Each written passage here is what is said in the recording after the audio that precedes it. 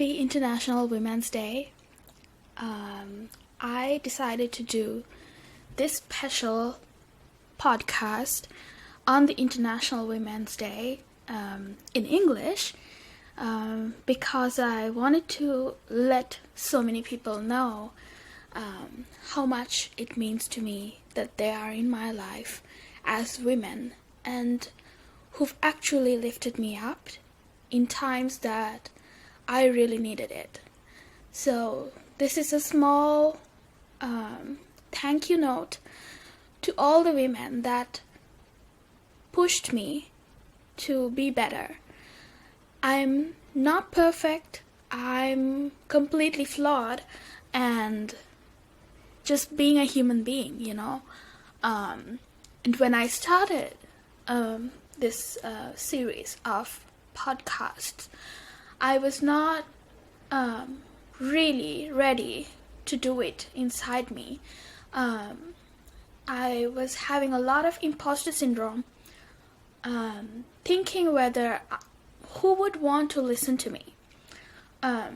Is it really necessary that I go ahead and talk about these little details and little things that was important to me at one point and I had no clue, and I figured it out on my own with people's help, of course, but took me a lifetime to really understand little things that were important to me. And I was thinking, why don't I talk about it and give it to people on like in a silver platter, basically, when I can do it. So that was the whole idea about starting podcast with Judith. It doesn't matter if thousands are listening to me or hundreds are listening to me, 10 people, one person. If one of them is gonna think about something in their lives differently from that, and that's all I want from it. So to anyone who's listening today, thank you so much for being with me during this journey for the past couple of months. I want to make sure that I talk about the fact that I feel that I'm not good enough, because I talk about a lot of positive things during this series and telling people to push forward, but at the same time I need to acknowledge that it's not something that I'm completely comfortable with either. So there's a certain level of imposter syndrome with every one of us, especially women. Let me take an example, as I always do in this podcast series. Talking about applying to jobs. There was this conversation I had with one of the big CEOs of a pretty big company here in the beauty industry, and she was telling me that we would look at a job description where it lists about 10 tasks that we were supposed to do in this job, and we would look at all of this, and if I complete probably 9 out of 10, we would still feel that we need to complete 100 out of 100 to apply to that particular job. Whereas a man would look at it and see 5 things that he can do, and he will know that, oh, I can figure out the rest of the 5. Let me apply to this. So imposter syndrome is something that has been and is holding all of us back as women. And this is something we need to address, and address fast. So if you're a woman listening to this today on the International Women's Day, let me tell you that we need to fight back with our imposter syndrome. There is no other way to get rid of it unless we work on it ourselves. And something that can help you to do that is the peer group that you're with. So make sure you have a very strong group of women supporting behind you always and not holding you back. I say this because a lot of the times the friends we have in our lives might not really give us that strength. There's a lot of naysayers, and actually you can't even blame them. People are projecting their own insecurities to you.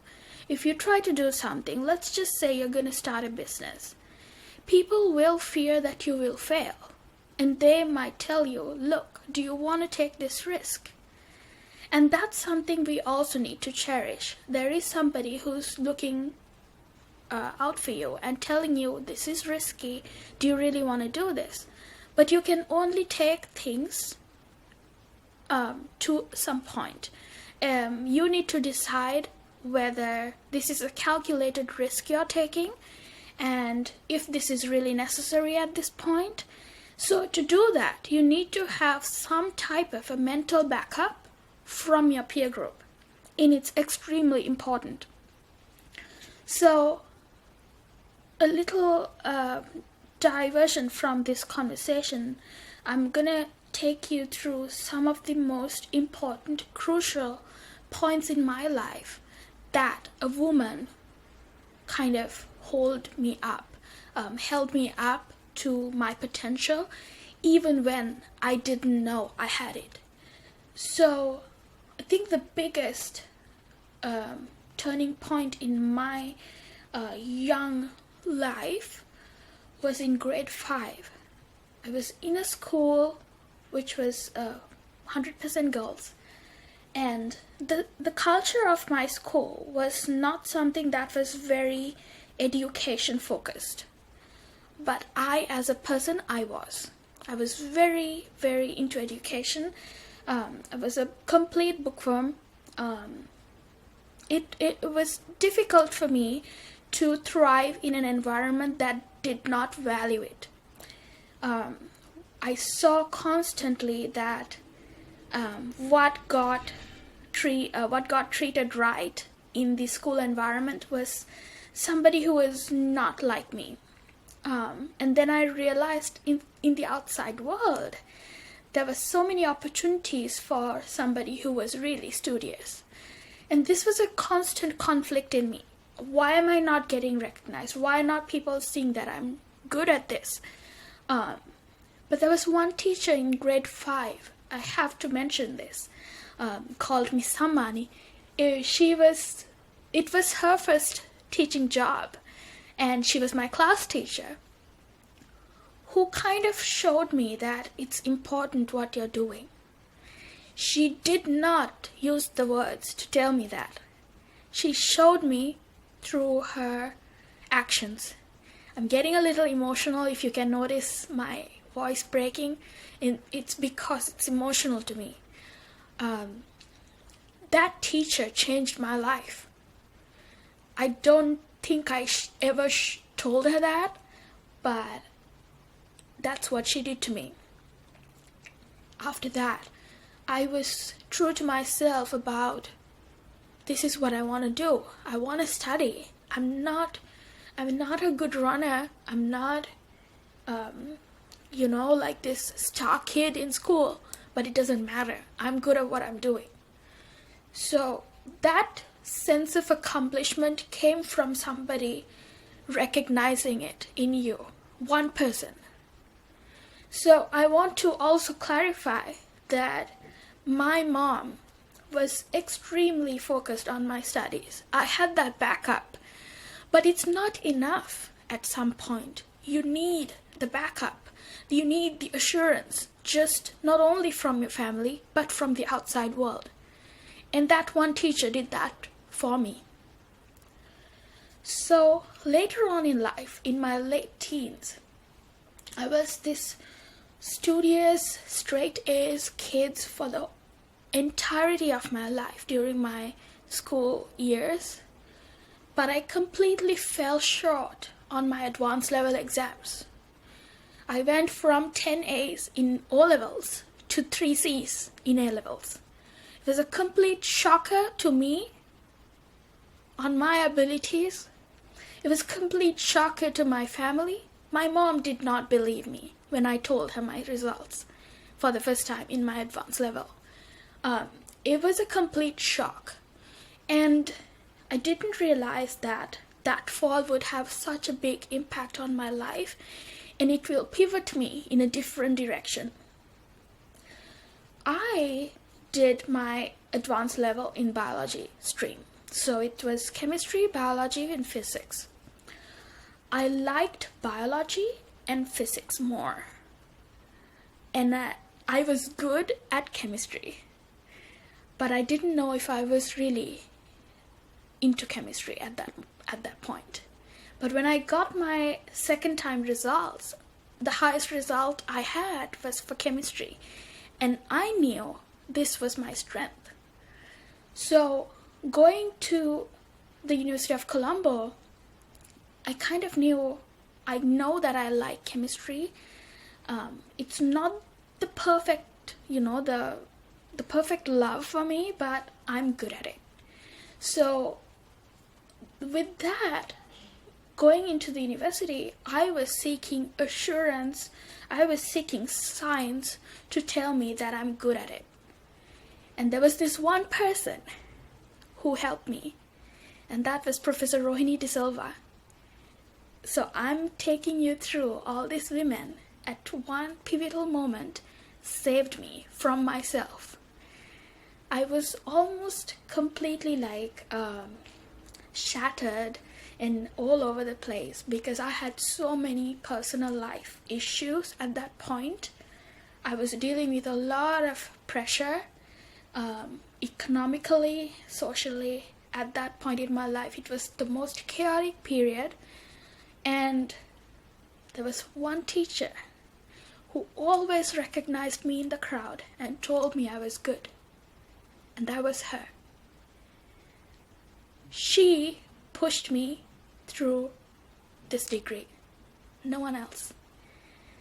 So this is a tribute to her because I have to recognize what she did to me at that point in my life was extremely important for me to then go to a PhD.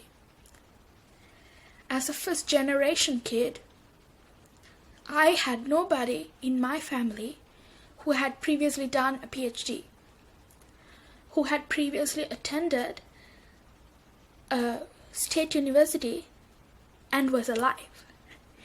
My dad did, but he had passed away by that point, and we never knew his journey. He was very introverted. He never talked about what it means to go to the campus. Of course, I knew about the RAG. That's the one thing that he spoke to me about, how intense the RAG was.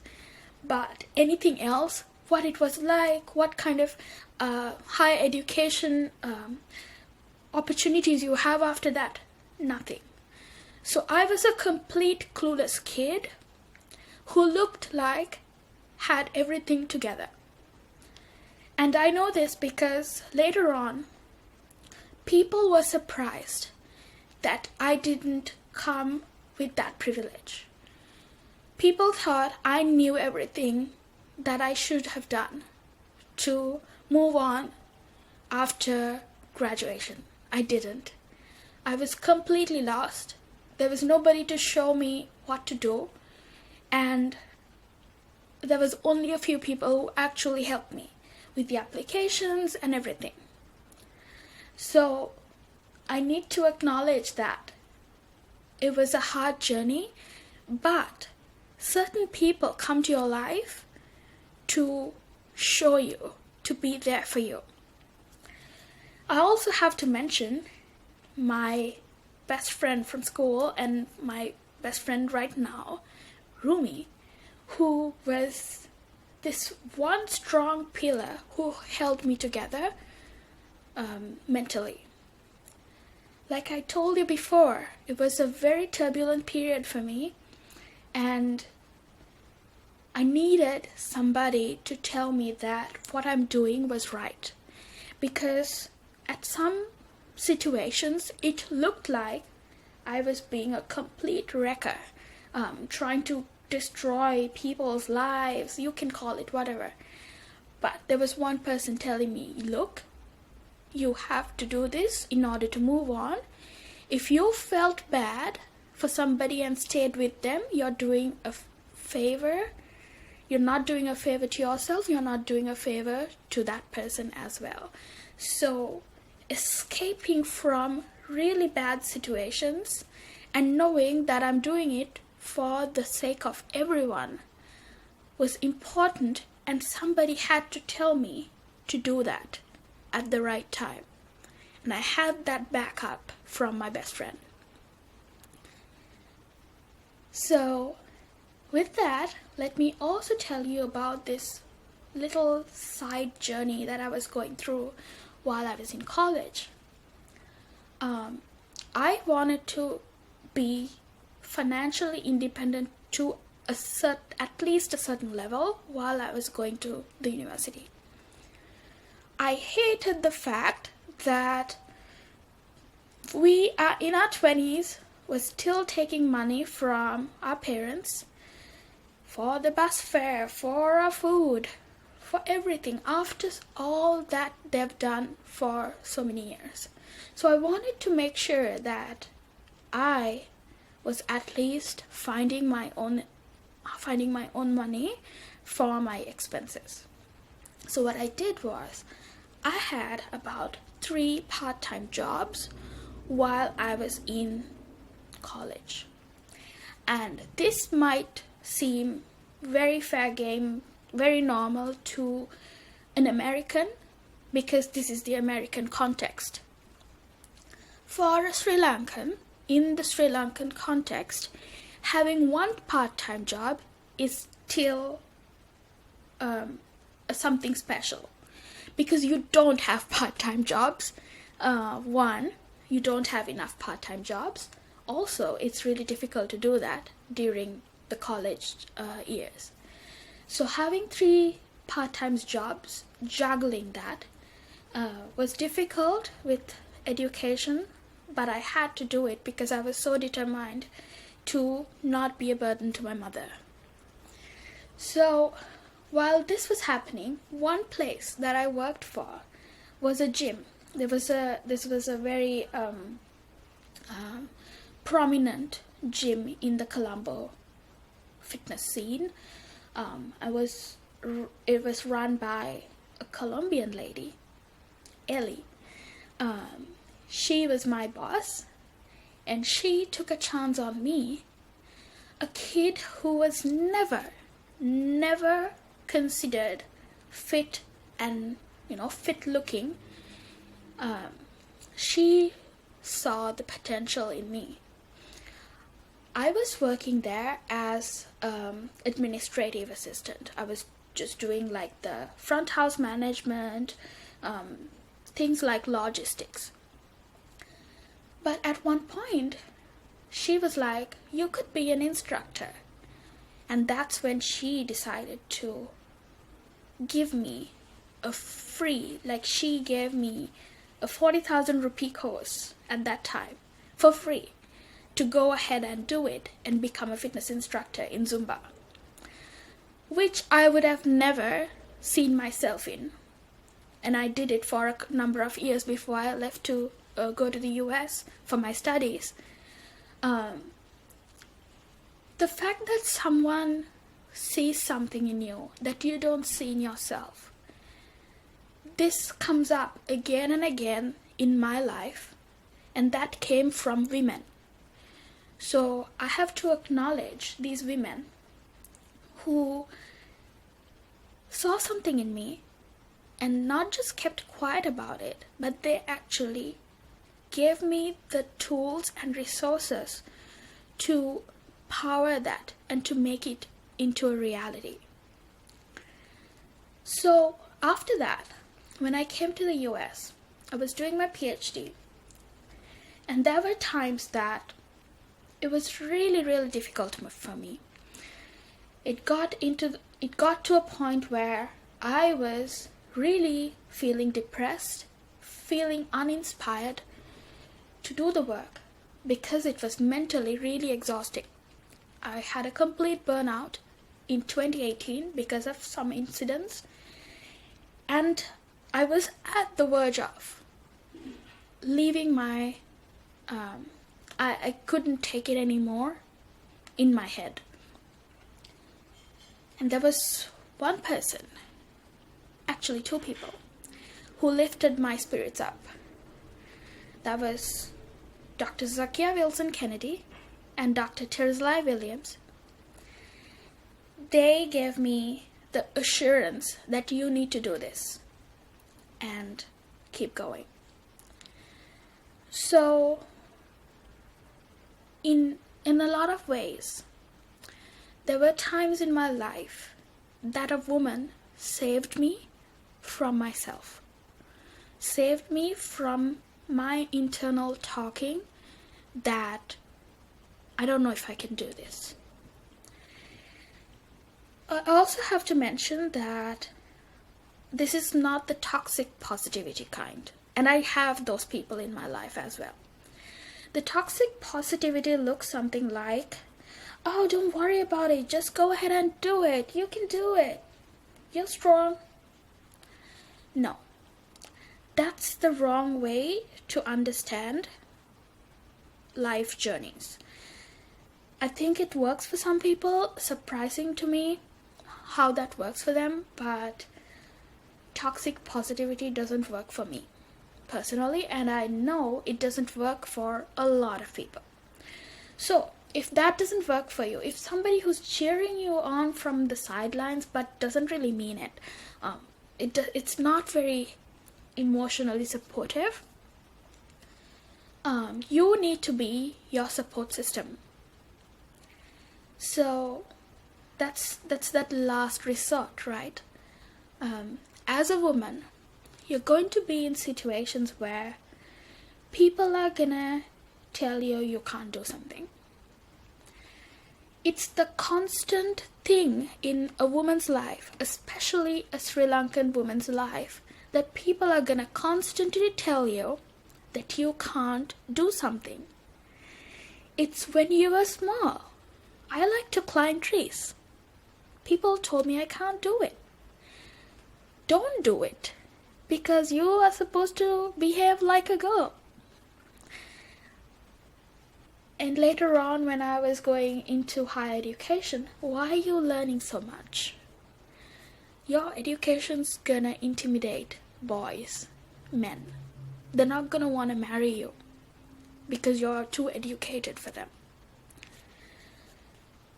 Don't go explore life. Don't leave your parents and family behind. It looks bad. They're alone. Why are you leaving them?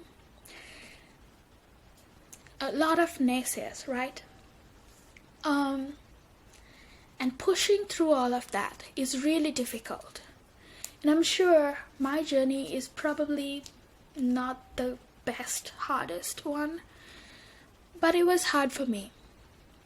So, if you're going through something that someone's telling you you cannot do it, and those ideas are based on their internal biases they have about women and what women should look like and what women should do in your society, trash can. Put them in trash. Because you need to understand that people are operating from their level. People are not looking at the big picture that you're looking at. So you need to, even when it's coming from the people who you really, really love, set them aside and do what you think is best for you. When it comes to this, it can feel sometimes a little selfish, and that is because this is how we're trained. All women I know are trained with a certain level of humility. We always put others' interests first, and that's how we have grown up. And it is really difficult for us to focus on ourselves. And when we do, it's a double-edged sword. Think about it. We'll just take a very superficial thing like beauty. If you're into your beauty regime, you're trying to look nice and And sometimes you're not even doing it for other people. You just want to feel good. You will wear makeup or you'll take care of your body properly. People are going to look at you and think, what is she doing? She's completely obsessed with herself. But also imagine the other way around. If you're not looking a certain type of way, people are going to tell you that, why is she looking like that? She just really don't care. And you're going to unfortunately lose opportunities with people. And I've seen this multiple times in my life. Even when I didn't look good, people treated me a certain way, and when I looked good, I got a completely different reception. So this is a double-edged sword for women all the time in their lives. You can't be completely career-oriented. You can't be completely family-oriented. You have to find a balance, which is perfection and which does not exist. So tell yourself this today, in 2021 International Women's Day, that you will pick whichever the end or the middle of the spectrum that feels good for yourself. And you will change whenever you need to as well. All of your decisions you take in the spectrum is good. So if you feel like someone is not seeing that, you have to understand that maybe they don't see life the way you do. And you have to respect their opinion, but not take it to your heart. So it's been almost half an hour, and I went through some emotional things and some empowering things, I hope. The reason I did this in English is because I wanted to impress these emotions to a larger audience, not just the people I will talk to in Sri Lanka. But it was important for me to put this out there, that I'm really, really thankful to these women who saved me at some point in my life. So my mantra has been for the last 5-6 years is that I want to be the person that I didn't have when I needed that person. Do you know what I mean? So there were times in my life I thought of I had this imaginary mentor in my head. I wished somebody told this to me. I wish somebody was like this and I could see somebody like that. I wished somebody would push me to do something. And I didn't have that person sometimes. And I had to be that person for myself during those hours. And now the way I want to do things is, if somebody wants that person in their life, I'm gonna be that person. So this might sound completely cheesy, but that's just how I operate right now. And I think by doing that, I might not change the world. You know, we think that we need to be such influential people to do something good. We need to have a platform, like a big platform. People need to recognize my name if I speak. It doesn't have to be like that. You can push people and you can encourage and you can inspire people in your life without being such a grand personality. And you can do that by sharing your experiences with other people. Especially women, we try to keep things to ourselves. And we rarely speak up and tell people, look, you can do this and let me help you. So take a decision today if you didn't have somebody to push yourself, tell you that you can do something, you go ahead and do that for someone else. Because if we start this avalanche of love and kindness and compassion and thinking about everyone as this one unit, we will have some positive change in how women are seen, how women are represented in all areas of the world, not just in STEM, not just in business, in all aspects of life. Without glorifying the few people who are role models, who are prominent figures, prominent female figures, you can also look into your life and recognize people who played pivotal roles and be that person to someone else. So, with that being said, thank you so much for joining with this rant of mine on International Women's Day. And if you're a woman, keep pushing yourself. Be you. Thank you.